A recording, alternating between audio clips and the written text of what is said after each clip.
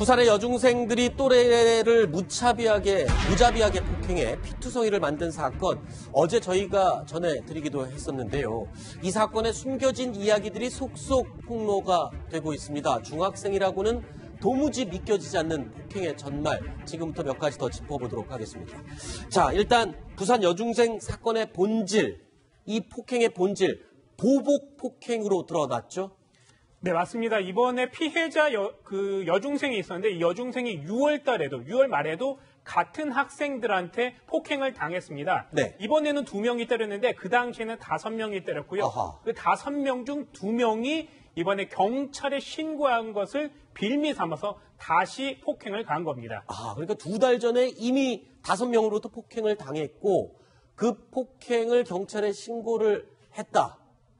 그 빌미로 보복 폭행을 감행한 건데, 자, 지금 이 사건에 대해서요, 이 잔혹성에 대해서도 충격을 주고 있지만 이 가해자들의 뻔뻔스러움, 소름 돋는다라는 반응이 많습니다. 손수호 변호사님, 어느 정도의 뻔뻔함을 가지고 있어요? 지금 화면에 잘 나오고 있는데요. 네.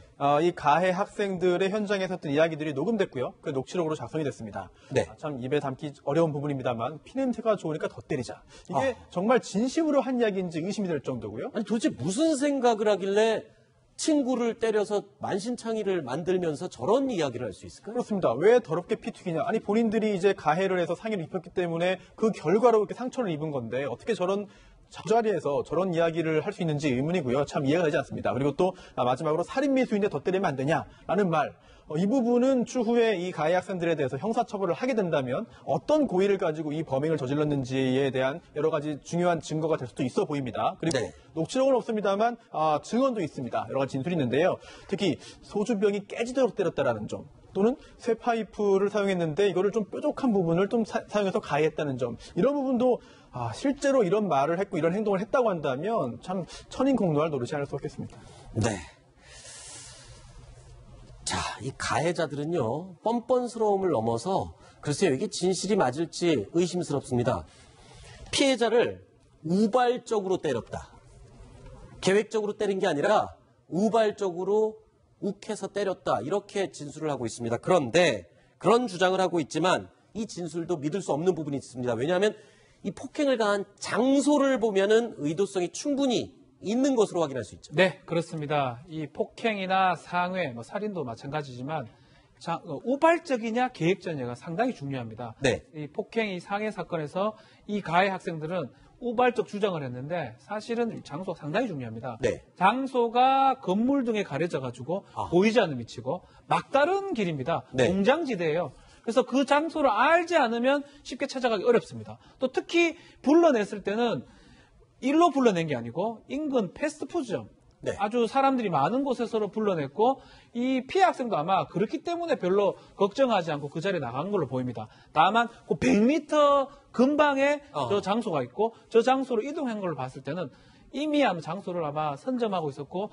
불러낸 다음에 이 장소에 가서 폭행이나 단체 상해를 가할 것이라고 아마 계획한 게 아닌가 이게 추측되는 대목이고 휴대폰 위치라든지 이런 걸 통해서 아마 경찰이 찾아낼 것으로 봅니다. 지금 저희가 이 인터넷에 떠도는 피해 학생의 이 폭행 직후 모습은 너무 처참해서 방송으로는 차마 저희가 공개를 해드리지 못하고 있습니다만 제일 걱정되는 게요. 이 피해 학생의 지금 상태입니다. 네. 지금 피해 학생 상태는 지금 어느 정도입니까? 피를 좀 많이 흘렸거든요. 그래서 백혈구라든지 그 수치가 상당히 떨어져 있고요. 네. 수혈을 지금 하루 종일 하고 있다고 그러고 특히 이제 입이라든지 이런 데 찢어져 가지고 좀 꾸맸던 상태, 꿰맨 상태고 머리에도 담배 자국이라든지 이런 게 좀 있다고 그럽니다. 결국은 처벌 관련해서 결국 미성년자고 14세 전후의 소녀들이기 때문에 경찰에서는 불구속 수사를 지금 하고 있는 상황인데 지금 범행 동기 자체가 보복 범죄일 네. 가능성도 있고 그 장소가 상당히 계획적인 측면이 그렇죠. 있다면 결국은 지금 불구속 사안이 아니게 보입니다.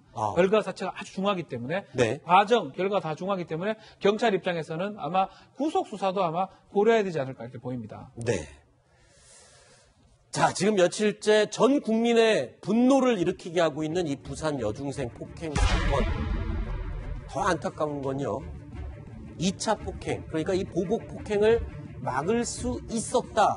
라는 이야기가 여기저기서 나오고 있습니다. 자, 이유종 기자. 예. 왜 그런 얘기가 나옵니까? 그러니까 2차 폭행을 충분히 막을 수 있었는데 지금 벌어진 일입니까?